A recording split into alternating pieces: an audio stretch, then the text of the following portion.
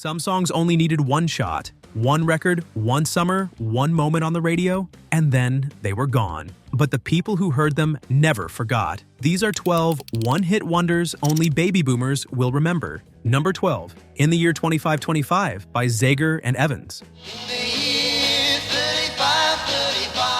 In the summer of 1969, two folk rock musicians from Lincoln, Nebraska, released a song that nobody in the music industry expected to amount to much, and it went straight to number 1 on both sides of the Atlantic. Denny Zager and Rick Evans had met at Nebraska Wesleyan University and played together for years in regional bands. Evans had written the song's dark, dissenting prophecy all the way back in 1964, reportedly in a matter of minutes in the back of a Volkswagen van. The two recorded it on a small local label called Truth Records. It got some attention from a disc jockey in Texas, which caught the ear of RCA Victor, and the major label re-released it nationally in the spring of 1969. What followed was nothing short of extraordinary. In the Year 2525, entered the Billboard Hot 100 at number 95 in late June and climbed to number 1 on July 12, 1969. 8 days before Neil Armstrong stepped onto the surface of the moon. It stayed at the top of the American charts for 6 weeks. It then reached number 1 in the United Kingdom on August 30th, where it held the top spot for 3 weeks. It also topped charts in Canada, Ireland, and New Zealand. Billboard declared it the record of the year for 1969. The duo appeared on the cover of Time magazine. Now it's been 10,000 years, man has cried. The follow-up singles went nowhere. Zager and Evans released 2 more albums for RCA, but nothing charted, and they split in 1971. They remain the only act in recorded history to reach number 1 on both the American and British charts without ever having another charting single in either country. Denny Zager went on to build custom guitars in Nebraska. Rick Evans passed away in 2018. In the year 2525. Number 11, Spirit in the Sky by Norman Greenbaum.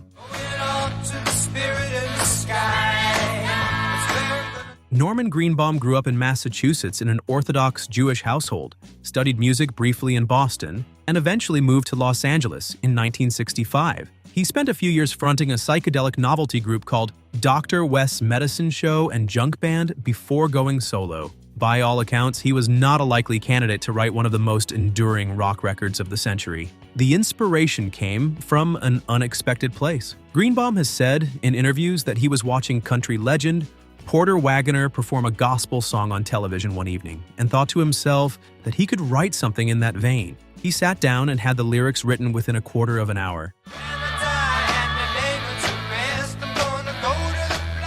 The music took considerably longer. Greenbaum had a custom fuzz tone circuit built directly into the body of his Fender Telecaster, which gave the opening guitar riff its unmistakable grinding cosmic sound. He brought the song to producer Eric Jacobson at Reprise Records in San Francisco, who brought in gospel-trained backup singers, the Stovall sisters from Oakland, also along with a rhythm section that helped shape the final arrangement. Reprise was skeptical. A 4-minute song about Jesus from a Jewish folk musician was not what they imagined getting played on pop radio. They released it in December 1969 anyway. Spirit in the Sky sold 2 million copies in its first year, reached number 3 on the Billboard Hot 100, and hit number 1 in the United Kingdom, Australia, and Canada. Greenbaum could not reproduce the success. Follow-up albums in 1970 and 1972 failed to chart. By the late 1970s, he had left music entirely and was working as a sous chef in California. The song eventually found new life through film placements. Apollo 13, Guardians of the Galaxy, and Ocean's 11 among them, introducing it to new audiences every few years. Rolling Stone placed Spirit in the Sky at number 333 on their list of the 500 greatest songs of all time. Number 10, In the Summertime by Mungo Jerry. In the summertime, when the weather is hot, you can stretch right up. In late May 1970, a British skiffle-influenced group called Mungo Jerry performed In the Summertime at the Hollywood Music Festival in Staffordshire. The crowd's reaction convinced the label that the song needed to come out immediately. The band was led by Ray Dorset, who had written the track and had assembled the group around a loose, almost jug band sound, built on washboard, jug, bass, and guitar. It was the kind of music that felt more like a front porch in summer than a recording studio, and that was entirely the point. In the Summertime was released as a single in June 1970. In the United Kingdom, it sold more than 1 million copies in just 2 weeks and went to number 1, where it stayed for 7 weeks. It then crossed the Atlantic and reached number 3 on the Billboard Hot 100, while also topping charts in Australia, Canada, Germany, and several other countries. Worldwide, the single sold approximately 6 million copies. For a song that arrived without much fanfare from a group most people had never heard of, the scale of its success was staggering. The band followed up with several more releases, but none came close. In the Summertime became the song, the one that people associated entirely with a feeling, the loose, uncomplicated ease of a long summer afternoon. Ray Dorset has continued to perform and record under the Mungo Jerry name for decades. The song itself has been licensed extensively and remains instantly recognizable to anyone who grew up in the early 1970s. In the summertime, when the weather is hot, you can stretch right up.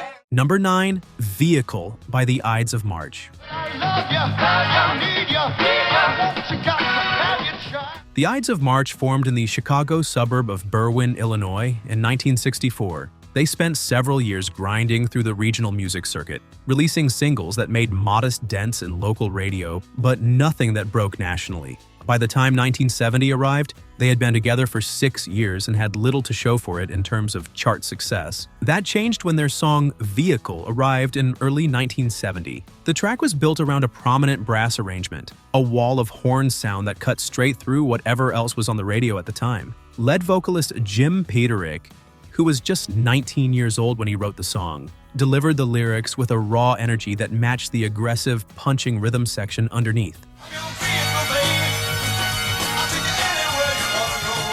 Vehicle climbed to number 2 on the Billboard Hot 100 in March 1970, kept from the top spot by the Jackson 5's ABC. It was a legitimate blockbuster, one of the biggest sounding records on American radio that spring, and it introduced a style of horn-driven rock that didn't quite sound like anything else in the market. The follow-up singles did not connect. The Ides of March continued to record and perform, releasing 8 studio albums over the years, but none of their subsequent releases matched the commercial force of Vehicle. Jim Peterick went on to a long career as a songwriter and co-wrote the massive 1982 hit Eye of the Tiger for Survivor, a band he co-founded. For boomer audiences who remember Vehicle on the radio in 1970, it remains one of the defining sounds of that year. I love you, I need you, I want you, got to have you try. Number 8, Brandy, You're a Fine Girl by Looking Glass. Say, Brandy, you're a fine girl. Looking Glass was formed in 1969 at Rutgers University in New Brunswick, New Jersey. The core lineup included guitarist and vocalist Elliot Lurie, pianist Larry Gonski, bassist Peter Sweevil, and drummer Jeff Grob. They built a following playing fraternity parties and bars across the tri-state area before catching the attention of Clive Davis, who signed them to Epic Records. Elliot Lurie wrote Brandy, You're a Fine Girl for their debut album. The song told the story of a barmaid in a busy port town who falls in love with a sailor, who ultimately chooses the sea over staying with her. It had a warmth to it, doo-wop-tinged backing vocals, a subtle horn accent, a melody that hooked you on the first listen. The song was initially released as the B-side to another track called Don't It Make You Feel Good. A Washington, D.C. disc jockey named Harv Moore flipped it over, began playing the B-side heavily on air, and demand followed. By August 26, 1972, Brandy had reached number 1 on both the Billboard Hot 100 and the Cashbox Top 100, where it held the top position for 1 week. It spent 16 weeks total on the chart and was certified gold by the RIAA. Looking Glass had one more top 40 entry the following year with Jimmy Loves Mary Ann, but that was the extent of their national chart presence. The band broke up in 1974 after Lurie departed for a solo career. Brandy has proven to be one of the most enduring soft rock singles of the era, partly because it tells a story with enough detail that it stays with you, and partly because the melody is the kind that gets stuck for days. Barry Manilow's 1974 hit Mandy was actually a cover of a song originally titled Brandy by another artist, but Manilow changed the name specifically to avoid confusion with the Looking Glass song.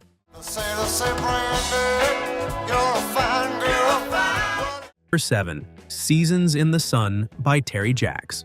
By you, my trusted friend. Terry Jacks was a Canadian musician who, before going solo, had been a member of the Vancouver-based pop group The Poppy Family, along with his then-wife Susan Jacks. The group reached number 2 on the Billboard Hot 100 in 1969 with Which Way You Goin', Billy? Seasons in the Sun had been sitting on a shelf in Jacks's basement for more than a year. The song is an English-language adaptation of Le Moribond, a 1961 composition by Belgian singer-songwriter Jacques Brel. American poet Rod McEwen had translated it into English in the early 1960s, and the Kingston Trio recorded a version in 1964. Jacks rewrote the lyrics to soften them. The original was starker, darker, drawing on the experience of a close friend named Roger who was dying of leukemia. Roger passed away 4 months before the song was released. Jacks dedicated his recording to him. We had joy, we had fun, we had seasons in the sun. Jacks had originally brought the song to the Beach Boys, who recorded a version during their 1971 Surf's Up sessions that was never finished. He eventually recorded it himself on his own Goldfish Records label in 1973.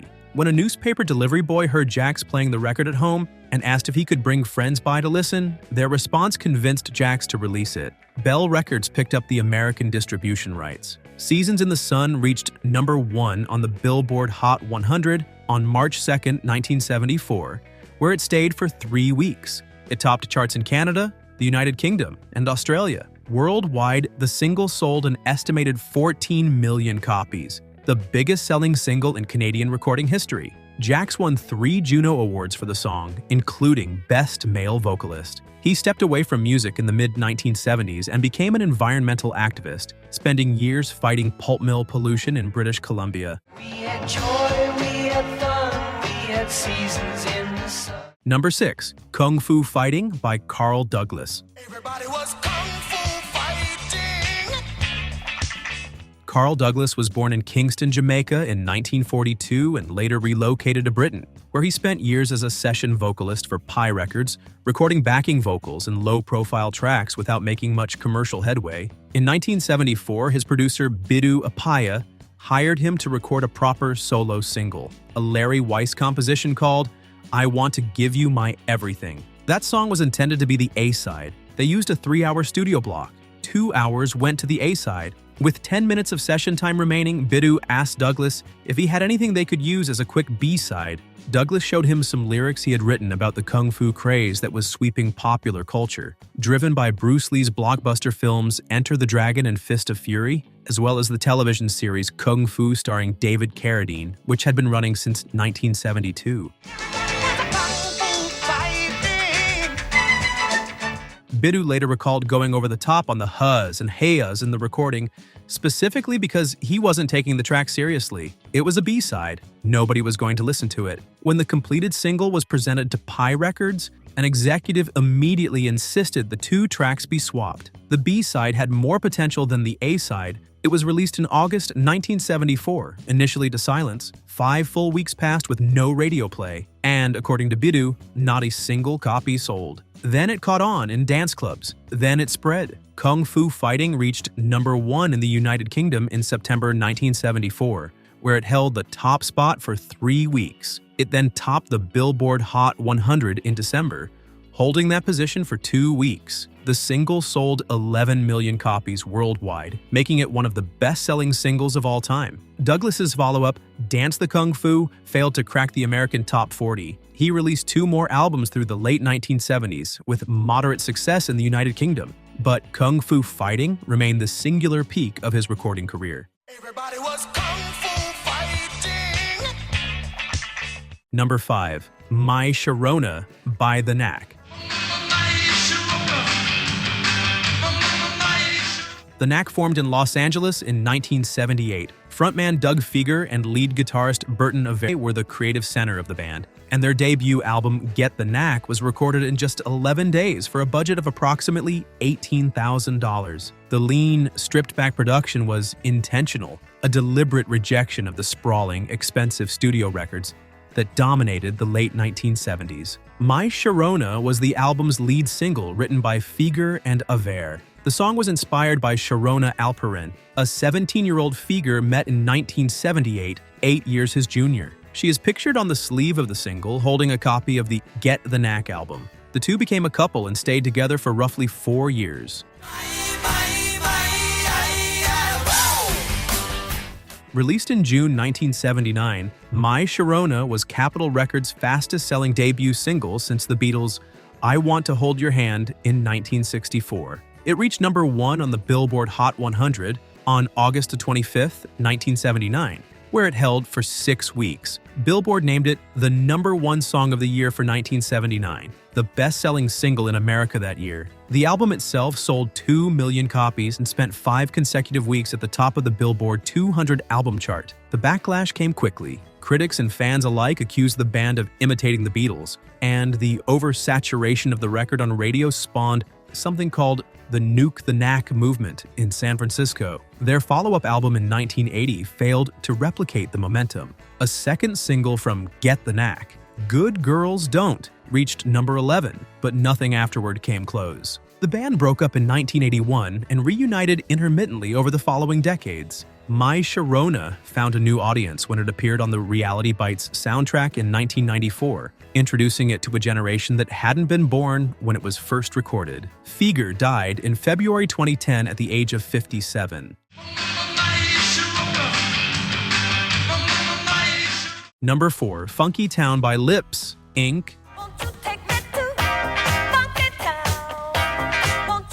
Lips Inc. was the creation of Steven Greenberg, a Minneapolis songwriter and producer, who formed the group in 1979. The name was a wordplay on lip sync, a nod to the studio-driven, electronically assembled nature of the project. The lead vocalist was Cynthia Johnson, a classically trained singer and former Miss Black Minnesota who brought an unmistakable warmth to the group's cold electronic sound. Funky Town was the group's second single, released in March 1980. Greenberg wrote it as an expression of restlessness, a desire to leave Minneapolis behind and find somewhere more vibrant and alive. The arrangement was built on a driving synthesizer riff, a 4-on-the-floor bass drum, and Johnson's voice moving between natural and vocoder-treated delivery. The sound sat at the exact junction where disco was ending and electronic pop was beginning, and it caught that moment with almost accidental precision.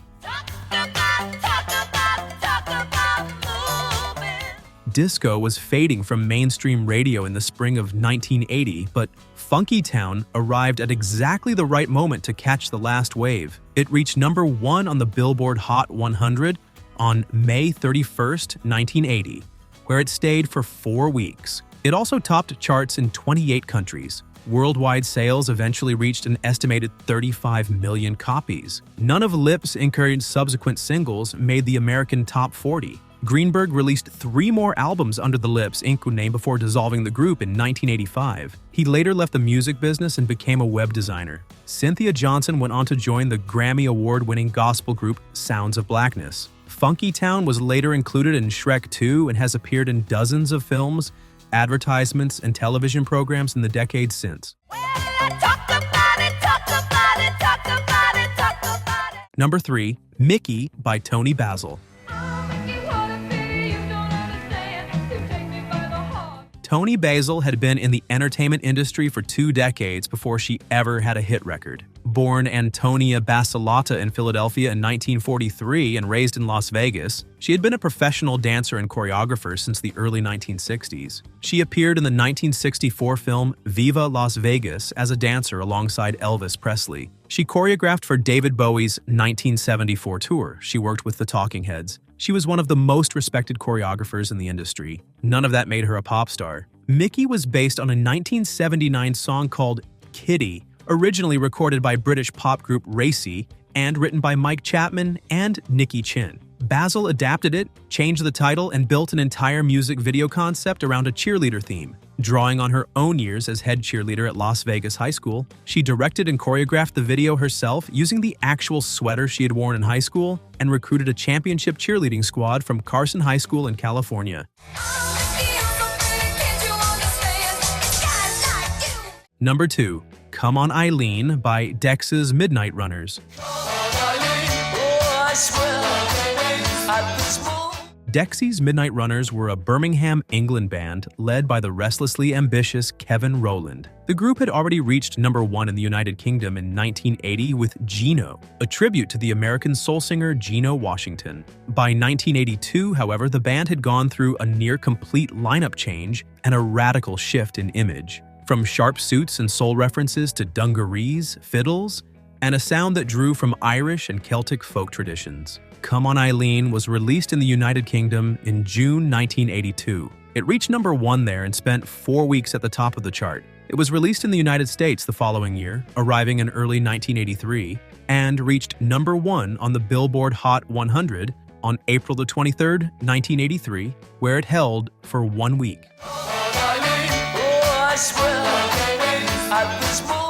In the United States, it is Dexy's Midnight Runners' only major chart entry. The band had enjoyed significantly more success at home in Britain, but American audiences knew them for this one song. The structure of the song itself was distinctive. It built slowly from a gentle, almost acoustic opening through a series of escalating tempo shifts before arriving at a full band frenzy at the end. Kevin Rowland wrote the lyrics around a character named Eileen, though the song's specifics were deliberately left vague. Rowland was known for an obsessive attention to both sound and image, and the dungaree and fiddle aesthetic of this era was as calculated as anything else in the band's presentation. The feel was what mattered, urgent, celebratory, and deeply physical. VH1 later ranked Come On Eileen as the greatest one-hit wonder of the 1980s in the United States.